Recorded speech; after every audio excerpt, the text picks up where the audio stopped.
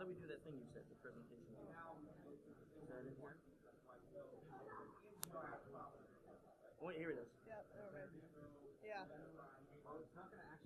Because we don't have a present.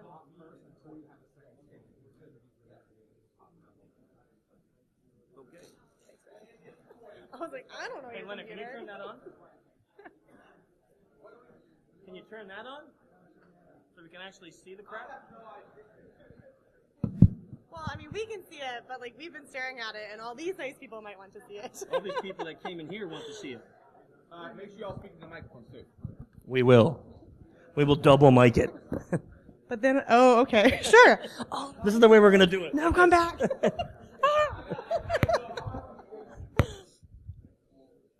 Please turn my screen on. Please don't break a microphone.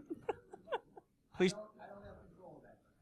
But you're sitting at the controls. There is no one else in this room that will have control of this. Who else That's could we get unnecessary. that has control? I'm sorry I'm making an unnecessary request, but I would like them to see what we can see. Cool. So we're going to get extra time, right?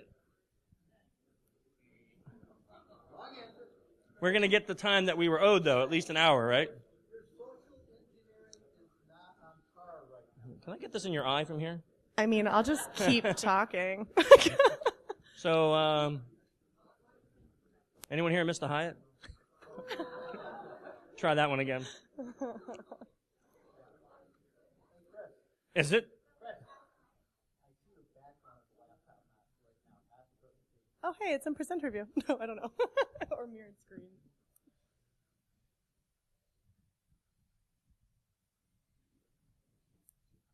Oh, yeah, that's fine. That's fine. Can you put it up there? I can't. I see the background only.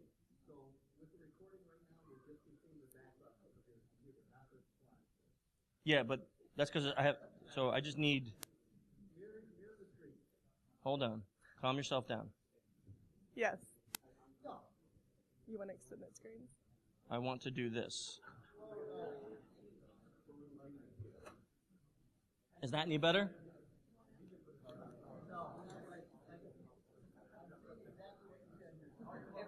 How about that?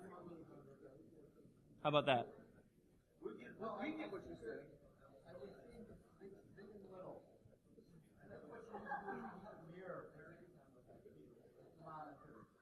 If you mirror, you won't be able to see the notes.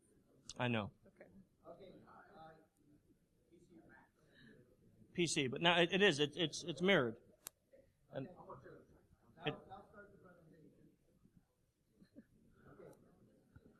Let's.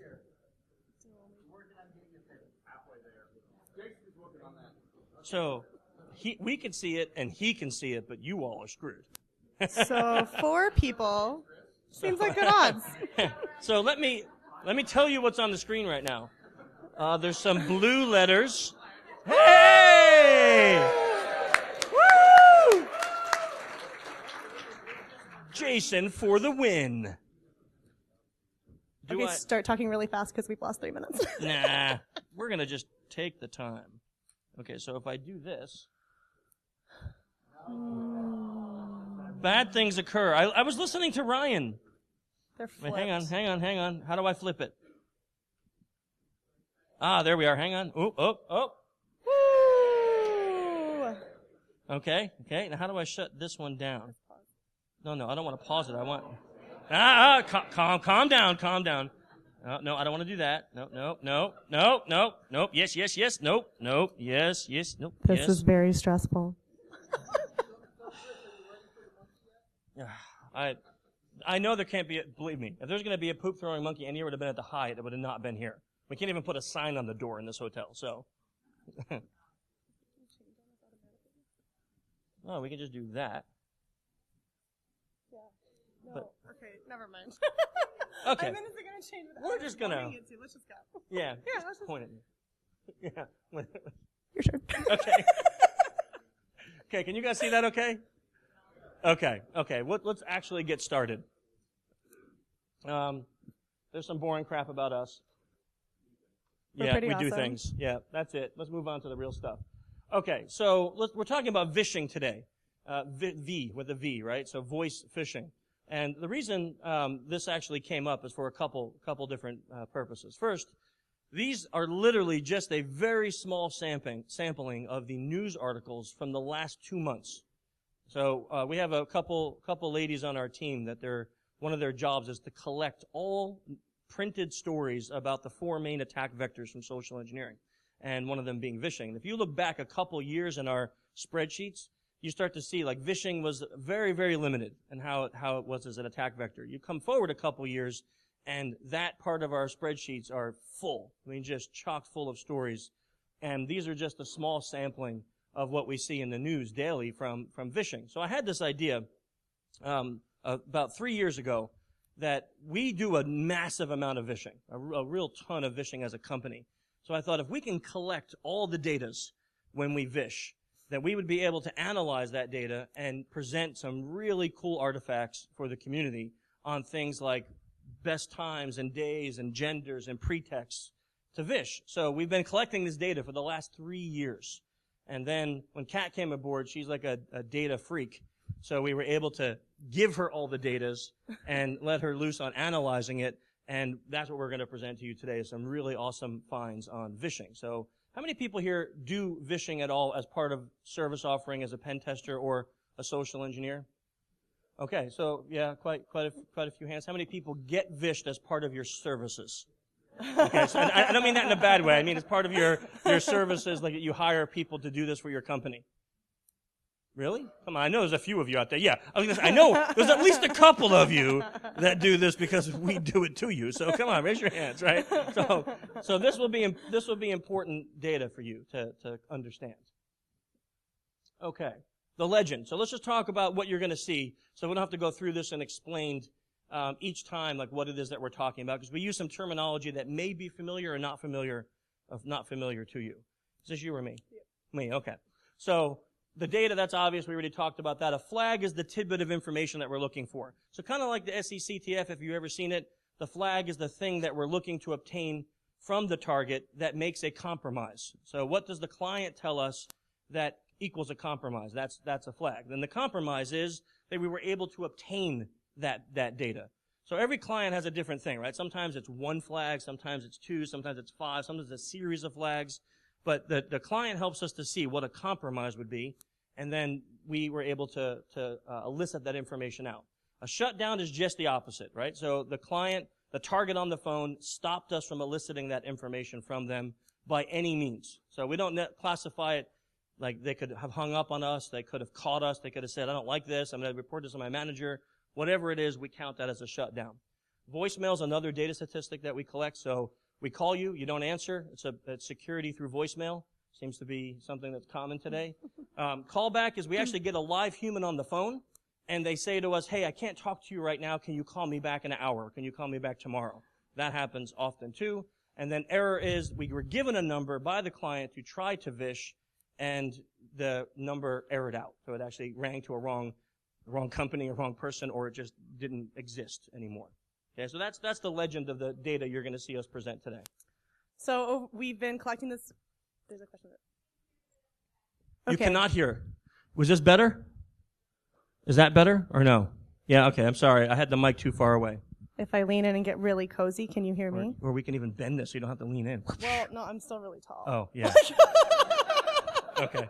Forgot about that height thing. Yeah, so I'm going to do this nice lean here. Yeah, thanks. You're welcome. So we've only been collecting this data for the last 3 years, and in those 3 years, we've made an incredible number of calls. And that total comes to 20,144 total calls in only 3 years, which is pretty batty. We like to vish. Yes, we do. So of those calls, as we pointed out, a lot of them go to voicemail. It does tend to be some people's default strategy, though I do not recommend it because often your voicemail contains really important things about you and your role in your company. But of those 20,000 calls, we have connected to people in 5,690 of them. So those are completed calls. Those are the compromises, the shutdowns, as well as the callbacks. So when we look at just as kind of visualize it a little bit, the difference between the compromise and the shutdown. So we have an average, this is in our company, of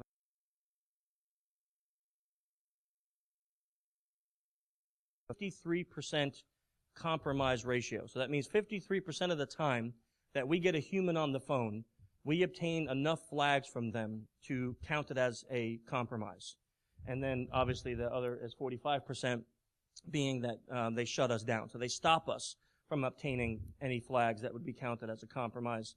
And then you'll notice if you do the math, it's a little bit off, and that's that little tiny bar in the bottom where we have 1.67% people that call back. What happens with them? If we call them back and they shut us down or we compromise them, then they go into the other statistics. But if we never get to call them back, or if we call them back and they end up into a voicemail or something, then it does alter that. But that's just to take a look at some of the stats there. So knowing that, over the last 3 years, we have collected 3,017 total compromises. 3,000. Yeah.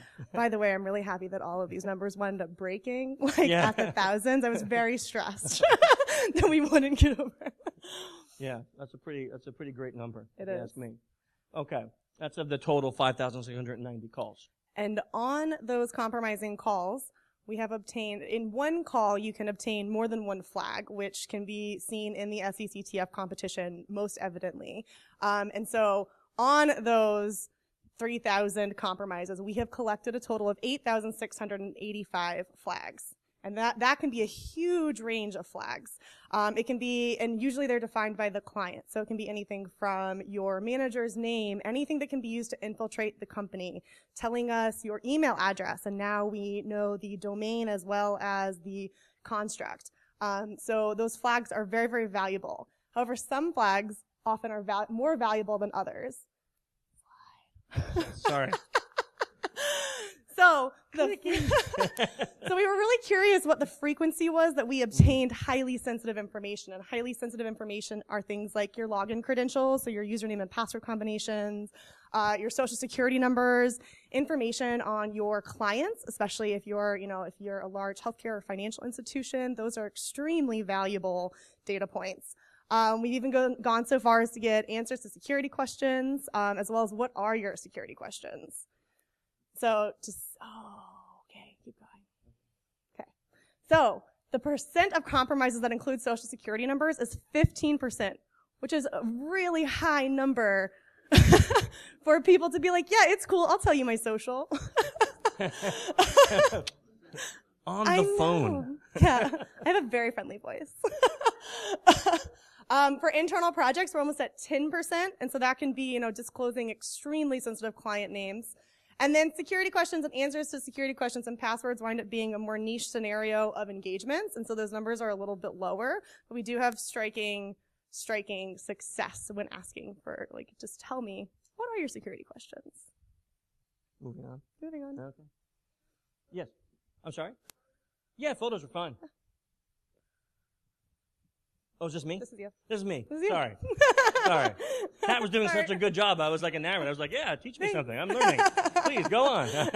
Okay, so we wanted to, one of the things that was interesting to me was to see if there was a way to rate which month was the best for us or the worst for us as vishers. And if the time of the month or anything about the month can indicate what was the weakest. You could see, there's one month really, really bad. What is that?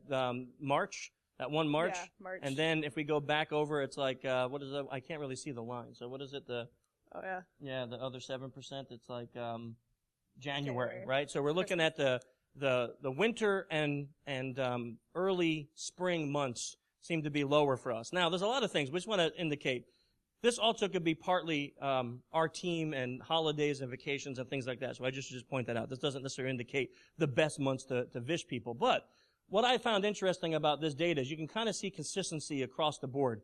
There's really not a particular month every year, year after year, that was generally worse. If you had asked me this before I saw this, I would have said probably November, December time would be the worst time to vish.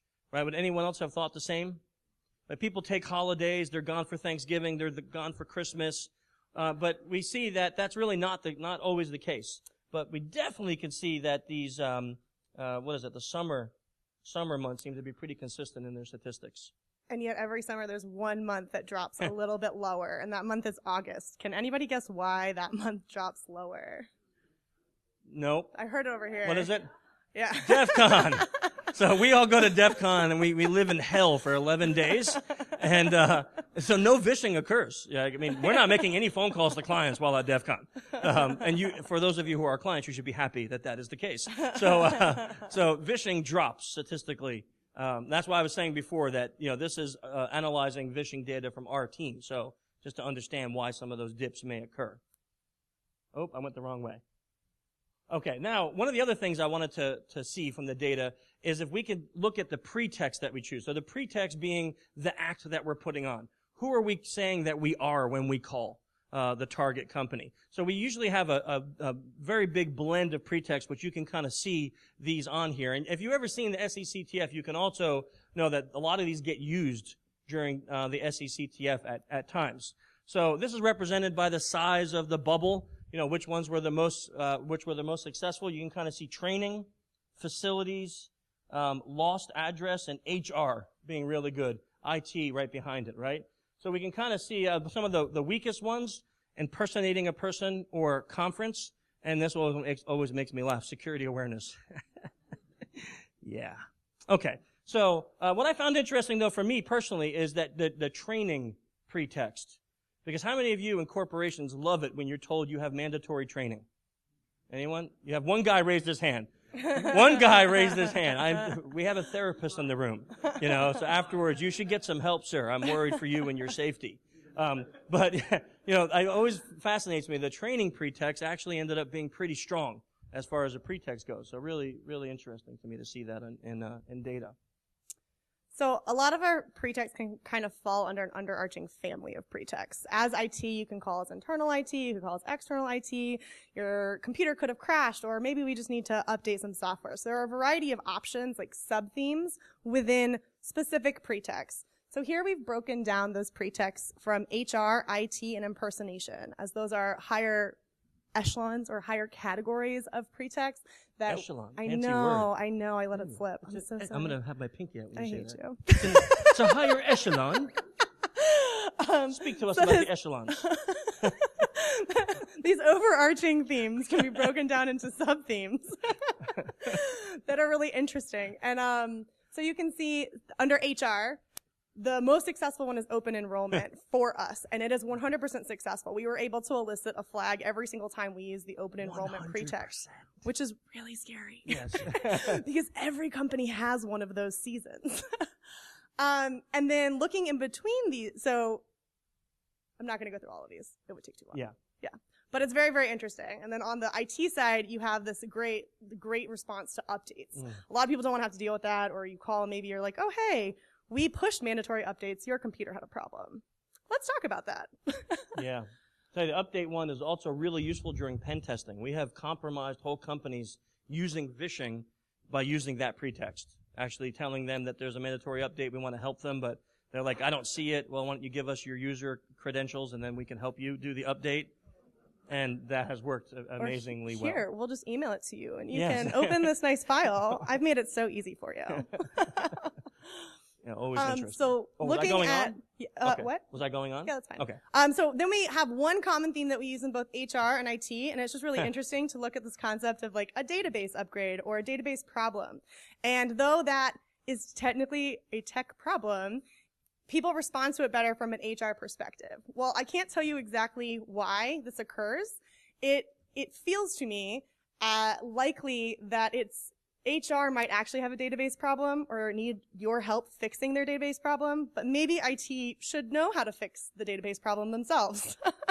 So that would be the inference we derive from this data, though we can't be sure exactly why. So the database pretexts with HR are slightly more successful from a social engineering perspective than the IT database pretext.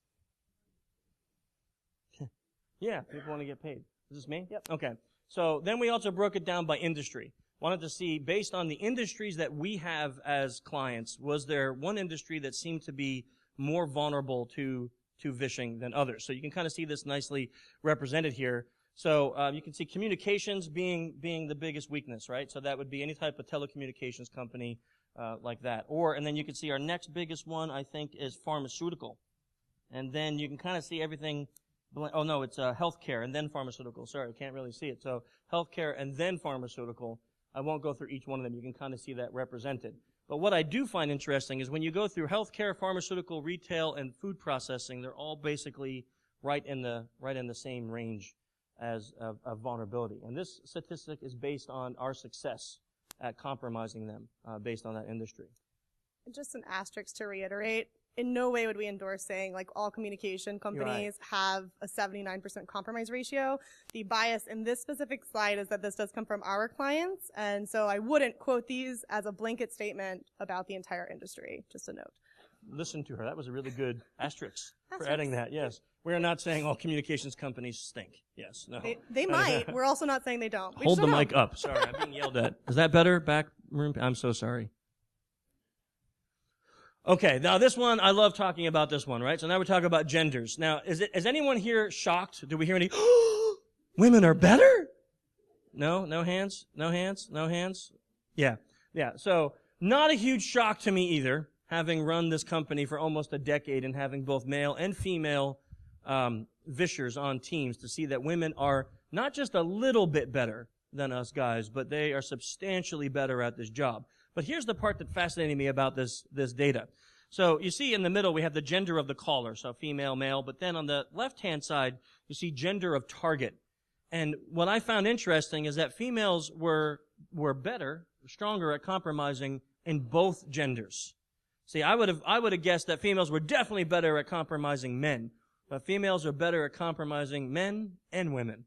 So just all around better. So here's a secret. All of you companies out there, stop hiring women because I'll do it.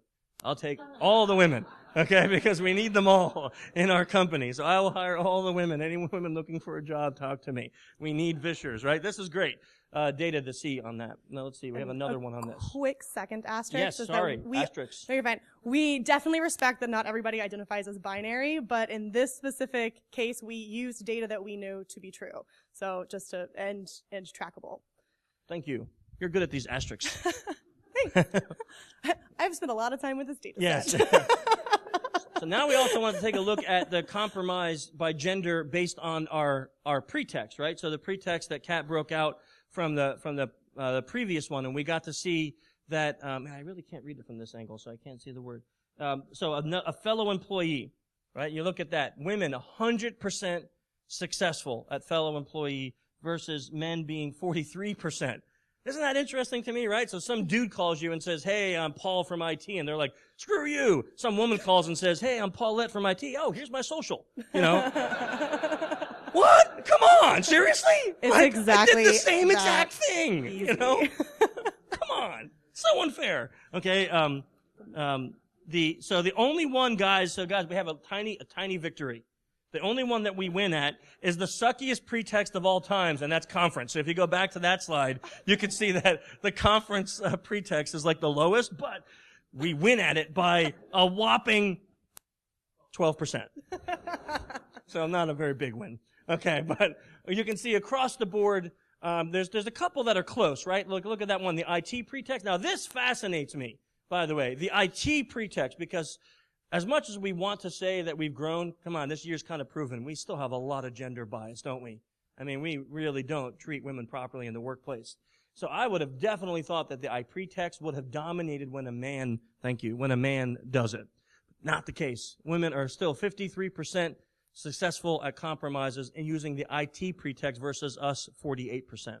So I found this set of data truly fascinating to see. Yeah, security awareness. Well, think about that. I mean, we all hate security awareness as it is, right? Now a woman calls and she sounds so nice and friendly and tells you have to go take this training and you need your user ID to sign you up for it. Yeah, 77 versus 50%. Because when I call, I'm like, sorry. You have to go do the training now, jerk. And they're like, click, and, yeah. Yeah. I was hoping you would, that's the training one. Sorry, yeah, we have 0% success as men on that. No one listens to me when it comes to security awareness training, okay? Ryan and I have endless shutdowns. Poor Colin lives in voicemail hell when we're using that pretext. Okay, we're not winning. Women? Yeah, 40%. Thank you. You're welcome. I'm sorry I'm so good at my job. Yes. Don't be. Okay. So this was really exciting and really interesting because looking at times of day and days of the week as a social engineer is actionable advice that you can use to determine how you want to conduct your engagements for the best compromise potential, hopefully. So we're going to have a little shouting match here, but maybe like a low-key shouting match since there are other speeches happening. Doesn't matter. Okay, never mind. Go as loud and aggressively as you would like. Yes. So which day of the week would you guys guess is the best day to get compromises or to get the highest compromise ratio? Okay, I heard Monday and I heard Friday overwhelmingly. Someone says Tuesday. Way to be different. Do the grand reveal. The grand reveal. The grand reveal. Ba-ding! Yeah. Yes. Friday. Now, I'm just curious, how many of you really are shocked by that piece of data? Yeah, I'm shocked. I actually was myself, no joking, shocked. I would have literally guessed when she presented this to me and she asked me this question, I was like, oh, hands down, Monday. Monday's the best day to Vish. Hands down. No.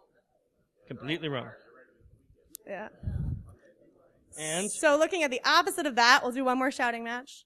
What day do you think is the hardest day to compromise? Interesting. Oh, the Tuesdays. I hear Tuesday, Wednesday, and Monday. All right, grand reveal. Bam! Monday. Now, this is really, really interesting because, yes, Monday is the hardest day to get a compromise based on this data.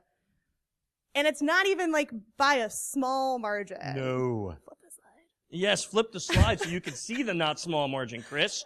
There we are.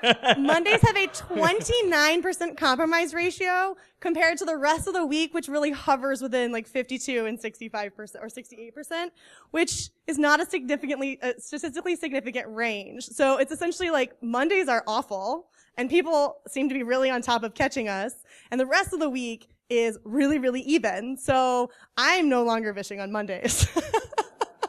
Yeah. Yeah, so great stat. To confirm this data, if we look at the shutdown ratios, not only are the compromise ratios lower, but people are absolutely shutting us down more frequently on Mondays. Yeah. So that is a 70% shutdown ratio on Mondays. Again, compared to 4 days that do not have a statistically significant range. I mean, seriously, between 40 and 30 and 40% more shutdowns on Mondays. That's just ridiculous, isn't it? Yeah. Wait for it. No, we don't count voicemails on Monday. I'm sorry. That was wrong. Monday's anti-voicemail day, okay? I only count compromises on Mondays. I don't care what happens. No, I meant in this statistic, it's just shutdowns. It's not, voicemails are not counted as shutdowns. Yep. Right? If we get a voicemail, that's not a shutdown, it's a voicemail. But I like your line of thinking because if we look at the voicemails, interestingly, Thank you for leaving that in. indicates, yeah, we did not plant him there, Yes. I swear. Maybe. No. I was not party to that. So this is looking at the voicemail ratio. So the ratio of calls that we connect to a voicemail versus all calls we make. And on Mondays, it is notably lower. Mm-hmm. So on Mondays, we only hit voicemail 60% of the time versus the rest of the week, which is mid 60s to low 70s. It seems like from this data, yes? It seems like from this data, an inference could be made that people are way more on top of their game on Mondays. They're picking up their phones more often, and they are shutting us down harder. So coming off the weekend, it seems that the fresh mentality is really benefiting your employees, and they're like, oh, I don't have time for this. I'm here to do my job. I'm doing great. I feel great. No, you cannot have my social. I like this, though. You know, that actually crossed my mind when I did this. I was like, huh. We will not be doing that. But Noted. What I find fascinating about it is like Mondays, they're all like, I'm going to protect the thing. And by Friday, they're like, I don't give a crap. Not even by Friday, by here's Tuesday. My wallet. Yeah. Take my wallet. Here's my money. Here's my card. Here's my ID. I hate my life. I tried once yes. yesterday. I tried on Monday. Forget it. I'm done trying. And this is me. So, I also wanted to know about compromises based on time of day, right? This was very interesting to me because since we have multiple teams vishing throughout the week and the days, what is the best time? So AM versus PM, right? And we did this just so you know based on EST time. Asterisks. Asterisks. This slide is actually based on all of our clients because we could confirm which compromises were definitively made on what time of day in certain time zones. So this slide is based on all of our clients because we knew what ranges to count as AM and PM. Another asterisk. She's good at those asterisks, right? I feel a They're presence important. behind me. I feel a presence. But the next slide is so cool. The next slide is so cool. I can feel the evil presence. Isn't that amazing? Your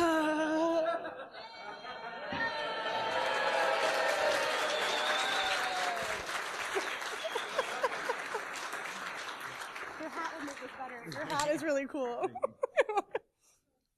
Thanks. Now I'm Derby official. It's actually very hot. Temperature-wise, temperature heat. Oh, wait. Oh, yeah. Shoot. Rats.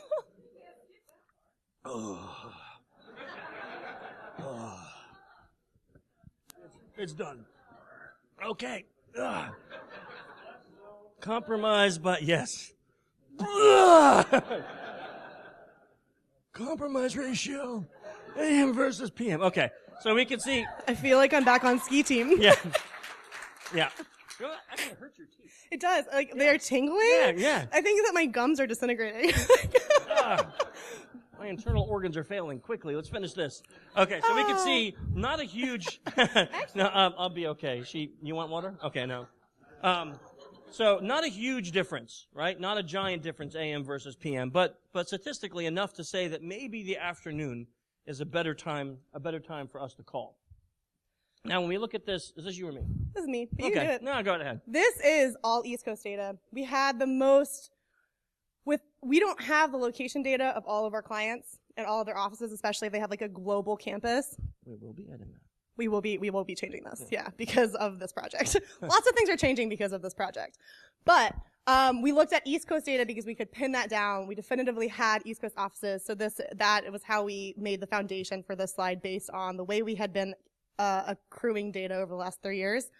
So if we look at it, it also echoes the fact that the morning is a less strong time of day to compromise compared to the afternoon. With lunch being, Yeah. I mean, I guess I can't call it lunch. That's biasing your reading of this. Yeah. But at noon, it drops to a whopping 27% compromise ratio, which is sad. That's like lower than Mondays. Lunch is sadder than Mondays. Yes. But really interestingly, if we look at, yeah. This is for calls that connected and resulted in a compromise. That's a So good it is the question. ratio of compromises to all completed calls.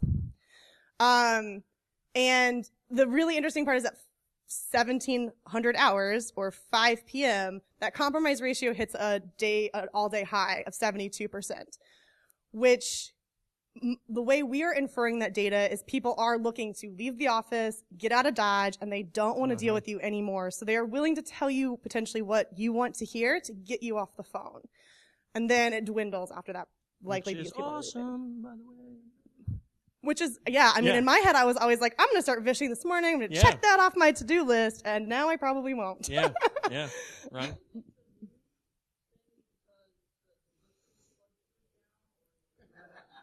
Actually, I don't think that's the case because a lot of my vishing team are not East Coast people. Yeah. So they are Mountain Time or PST time throughout the 3 years. We had some Hawaii time throughout the 3 years of data. So we had vishing going on so that some of these noon calls would have been 9 a.m. The visher's time, not the target's time. Yeah, this Right. is based on the recipient's Yeah. time because they're the behavior that we're measuring. Yeah. But I have thought about that because it would be interesting to see. Yes, sir. The question was, do we know offhand what noon on Monday looks like? We did not get that granular this time. I would be more comfortable going more granularly in a future year when we redo how we collect some of our Yes. data from the clients. We are changing a lot of things because this project's pretty exciting, don't you think? Okay, so what did we learn from this year or this 3 years so far? Here's a few things that we picked out that we learned. Okay, so getting uber sensitive flags, not difficult. And I don't know. I just like maybe get an honest response if you can. How many of you really think getting a social security number is hard? Raise your hand if you think it is hard. Yeah, so this is the normal response. And honestly, before I did it the first time, I would have also thought it is very difficult to do. But the right pretext allows you to get the most sensitive flags on earth. Crazy. It's crazy. When people start reading off their date of birth, social, I got invited to a dude's daughter's wedding. right after he gave me his user credentials and allowed me to log into his machine while he was watching and control it. I didn't. After that call, I went and prayed and took a shower because I felt really dirty. This poor guy loved me. I also fixed his printer problem that he had for 3 months that IT refused to help fix.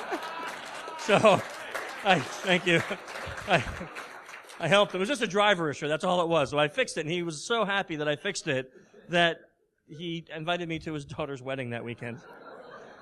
Getting sensitive flags, to me at least, has one of the craziest internal feelings. Like, you didn't expect the person... I mean, I didn't expect to be able to get those before I started this role, quite frankly. And the first time it happened, my blood ran cold, and I felt like I was winning, but at the same time, like, why are you doing this? Like, what is happening? And I was getting shaky. Stop talking to me. And after I hung up, I was like, I'm gonna go take like a 20-minute run, because like, I have some feelings I'm not quite sure how to channel. And a lot of questions about humanity. I just drink a lot of whiskey. Yeah. That sounds more fun. It helps. Okay, what else did we learn? Healthcare, wellness, badges, and updates are the best themes, right? So, people are, especially in this country, we're very interested in our healthcare. So open enrollment times, they just seem to win all the time. Using updates as a theme, which means, your computer needs some updates. We're here to help. Unbelievable winning at that. Yes. Oh, yes. Okay. So the question was, as a Canadian, what is open enrollment? So, I think there's a... It's now known as a terrible season where your information might be at greater risk. It is a social engineer's best friend. That's what it is. Okay. No, but actually, it's like... you do not really know what it is? Yeah. Oh, you were actually asking. Yeah, she was actually asking. Please. I thought you were being sarcastic. And all of you people booed her. Shame on you. Shame on you. Okay. Open enrollment is a time of year where you can actually switch your healthcare plan, because there's only a season where you're allowed to switch your healthcare plans. You can't just randomly do it whenever you want, because, we have to pay for healthcare here, lots and lots of money. We don't get it for free. We have to pay lots of money so then we can go to the doctor and pay more money. And open enrollment is a time where we can switch to an even suckier plan that will cost us more, so we can pay more. Cheaper, and you might die. Yeah. Yeah, so that's what it is, and it also happens to be our best friend, because when that time rolls around, we're like with all of our clients, we're going to do open enrollment this month. They're like, okay, you'll probably fail. I'm like, 100%, put cat on it. So as a Canadian SE, take that home and call all your American clients. Yeah.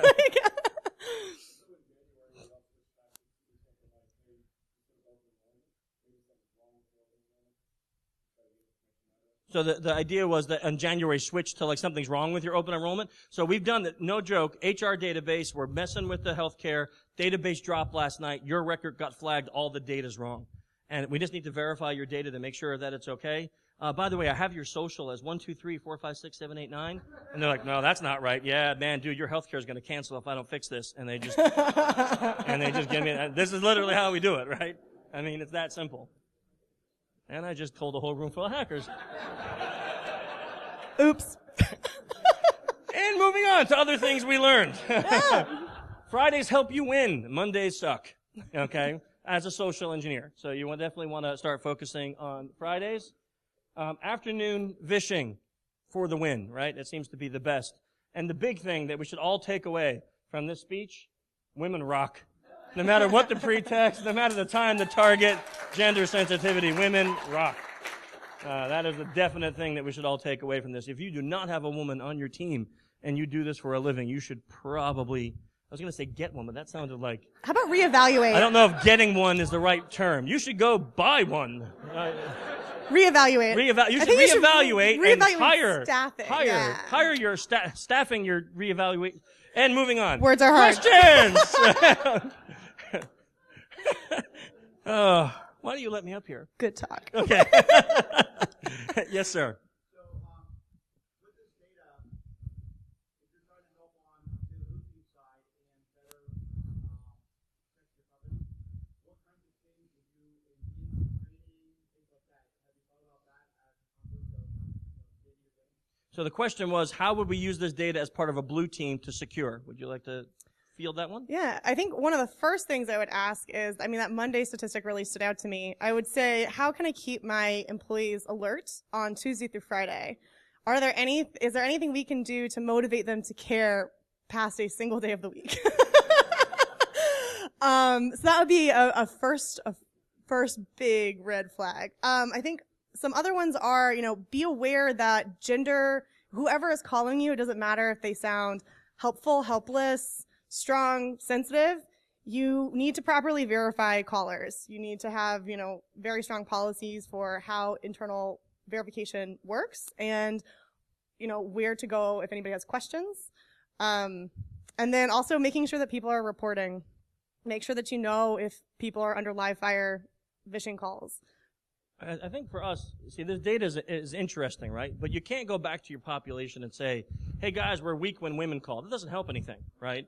No one's going to remember that when you're on the phone. It doesn't work. So I think the one key point that Kat said is to have a proper reporting mechanism in place. 10 minutes. Okay. A proper reporting mechanism in place that is not fear or shame based.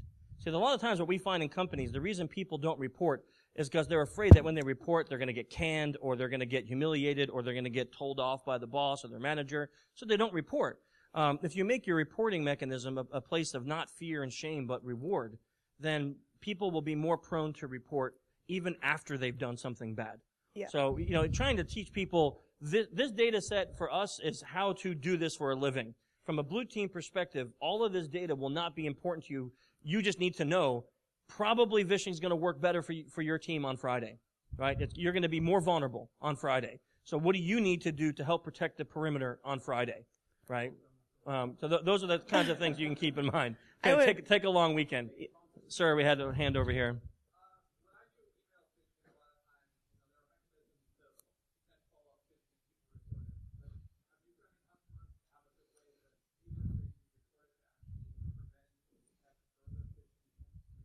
Okay, the question was, so if somebody reports it, are there mechanisms in place from some of our clients to help stop further attacks from that same thing? It's a great question. So some clients, and these would be bigger, larger, more advanced clients, can actually block a number. So the number gets reported, that number gets blocked. But most of the time, what we see as being a protection is the human firewall. So, Kat stands up and says, some guy from Paul just called me, said he's from IT, and he's asking for a badge reset. They're trying to get my info. Now, anytime someone in the office now gets a call from anyone from IT asking for badge reset, they're like, nah, we caught you, right? Now, big tell on this. We've had this happen, not even kidding. Call the client. Client, we'd use that exact same pretext. Client calls an emergency meeting. 300 people in a conference room. We're being attacked. Someone's calling us trying to get badges saying they're from HR. Or from IT. We didn't know this meeting happened, right? We call. Woman chews us out. I just was in the meeting. I got told you're a scammer. Click. Call the next person. Hey, this is Paul from IT. Were you in that meeting we just had about the badge? And they're like, yeah, great. Okay, we're doing password resets now. I need your password real quick. And then we just started winning again, right? And we just started winning again. So it's like, you gotta teach your people too that when they're shutting down an attacker, don't do it with info. Right? Don't say like, I'm telling my manager, Chris Hadnagy, all about you. Great. Hey, I'm calling on behalf of Chris Hadnagy. You know what I mean? Any info you give the attacker, we're going to turn back on you. So the education and reporting is shut down, just shut down, right? That's it. Stop talking, That would make a lot worth. Man, you had your hand up. Yes.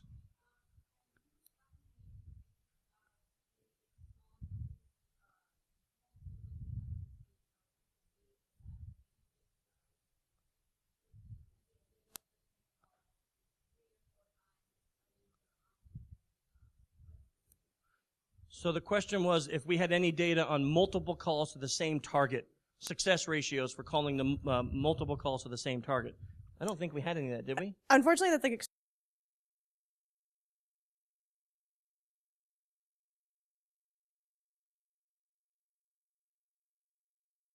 extremely granular. So you would have a small enough company that we, in our contracted period, would have been able to touch a single person multiple times, whereas with some of our very large clients, you have a database of 50,000 targets.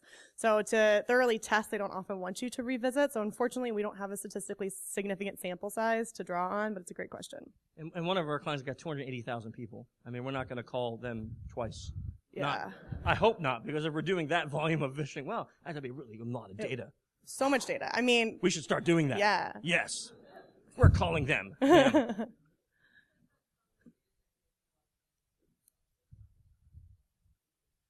So the question was, what changes are we making for our company and ourselves based on this data? So some of the things are like, what days and times we'll ask our people to do vishing, right? That's a big one. Which pretexts we'll start to use. Like we're seeing 0% on some for men, so probably not going to ask Colin to go back and do conference pretexting, right? Well, that one he wins at. It was security awareness. Oh, it was security awareness. Sorry. Yeah, that's sorry. the only one he wins at. That's the only one. Ow! I'm kidding. Ow! Colin's amazing. Colin, you want the knife? You want the knife? Okay. Yeah, so I'm a man. I have to live with this. Woe is me. So yeah, we're just going to make changes to the type of vishing that we do and the time that we do it to enhance our abilities. And right? we'll probably make some changes on what kind of data clients give us to be able to see a little bit more granularly what trends may exist. Yeah, for sure. Lots of hands. So let's start. That gentleman back there. Yeah, the red shirt.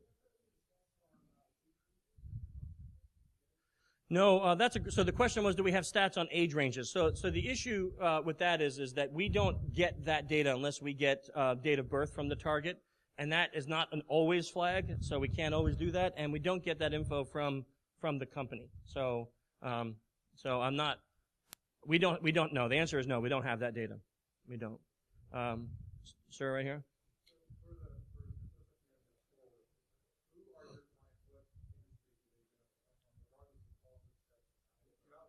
Yeah, that was. It's a pretty robust, higher-level overview of like the types of categories of Fortune, like large companies we service. It's a lot of regulated industries. Yeah, that's the industries right there. Yeah.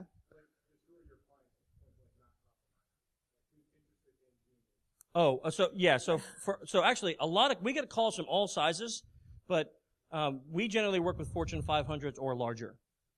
Right now, I know there are some companies that work with the smaller companies, but we only have maybe a couple smaller clients. That's because we've been working with them for years, and I hate saying goodbye to them, so we work with them still. But most of our clients are very large organizations in these industry sets. The other thing I can't name them. I'm sorry. Yeah.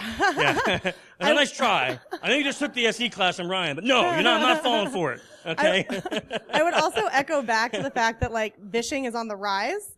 And so the companies that can get the budgets approved are the ones that have the most sensitive data to protect. So they are those regulated industries, and those are the ones that seem to come to us and say, hey, we've gotten approval to test this because it's now a risk for us. Yeah. Sure.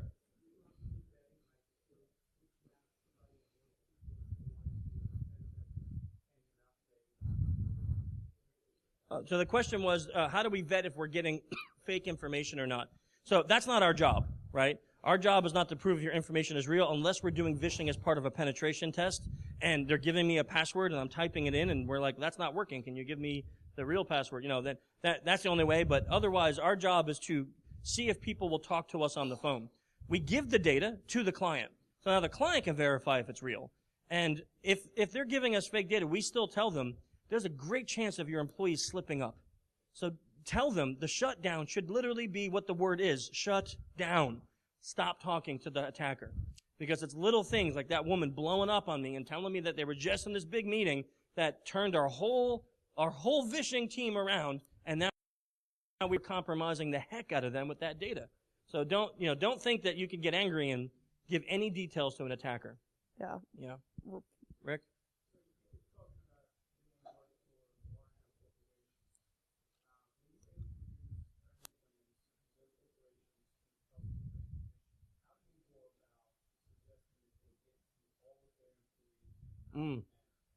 Yeah.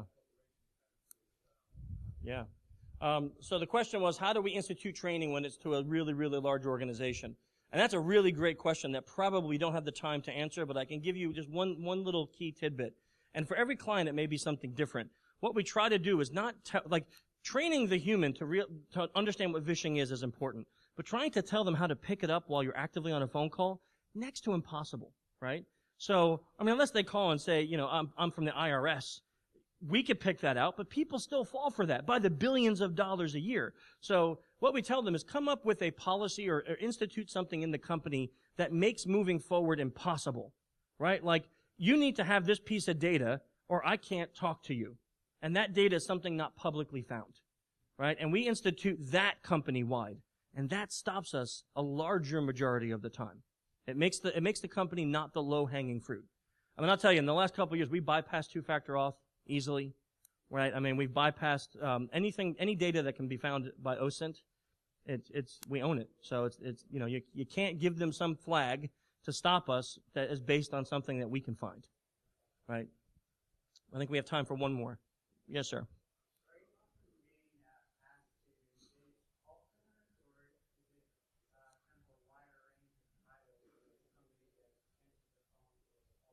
Yeah, that's a great question. So the question was, are we asked to vish call centers or is it just employees? It's both. So, and I would say it's a good mix of both. Even within the same client, they'll say, hey, we want you to test this call center, but we also want you to test this group of like 1,000 employees, right? So we'll have direct dial numbers to employees and then call center numbers. Obviously, the pretexts have to be different, right? Because we can't call like we're from HR looking for that particular person in a call center. Oh, I'm so glad you picked up out of the 5,000 people. I